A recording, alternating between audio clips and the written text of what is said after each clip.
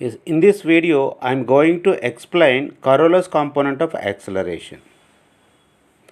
Coriolis component of acceleration exists when any point having both rotational and sliding motion and also distance between two points variable.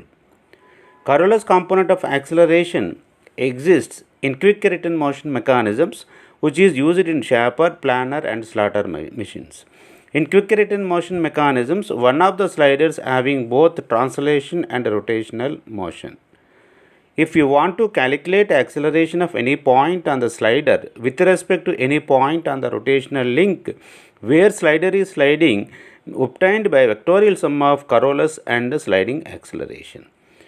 So this mechanism is the crank and slotted lever mechanism which is used in the shaping machine.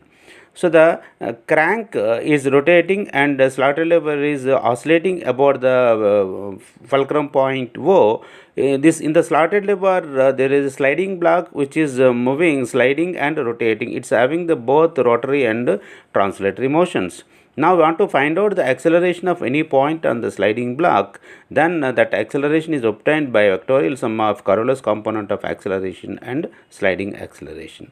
Now let us see that what are the mechanisms which are existing the Coriolis component of acceleration. Let us see that this is the mechanism, crank and slotted lever mechanism. Now the slider is sliding and also rotating. You can see that the slider is sliding on the link which is oscillating about the pivoted point. Now we want to find out the acceleration of any point on the slider. Then that acceleration is obtained by vectorial sum of Coriolis component of acceleration and slider acceleration. Let us see that another mechanism. This is the Whitworth quick return motion mechanism. So in these two mechanisms, this Coriolis component will exist. Now let us see that how you are going to find out the magnitude of Coriolis component of acceleration. Now let us consider the link OA is pivoted O and it is rotating with an angular velocity omega in clockwise direction. Now take the slider which is sliding along the length OA with a linear velocity V. Now let us take the 2 points, coincident points. One is the P that is on the slider, other one is the Q that is on the link OA. Now in a time delta t, the link OA is moved to the new position. Then the slider is sliding because the slider is moving with a linear velocity v. At the new position is shifted to the new position. Let us see that.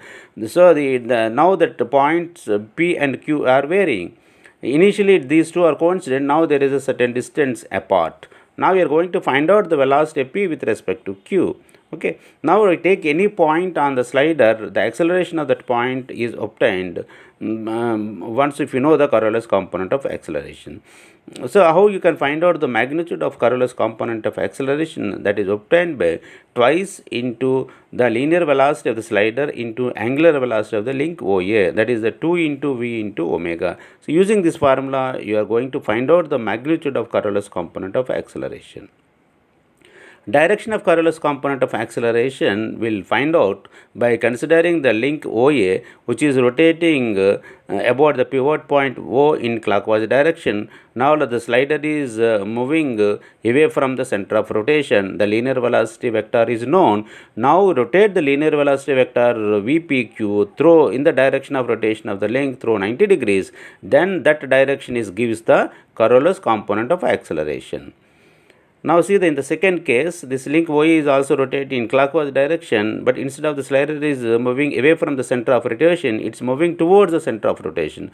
In that case, the direction of Coriolis component is, see that vector VPQ rotating in the direction of rotation of the link, then this is the direction is obtained, Coriolis component of acceleration.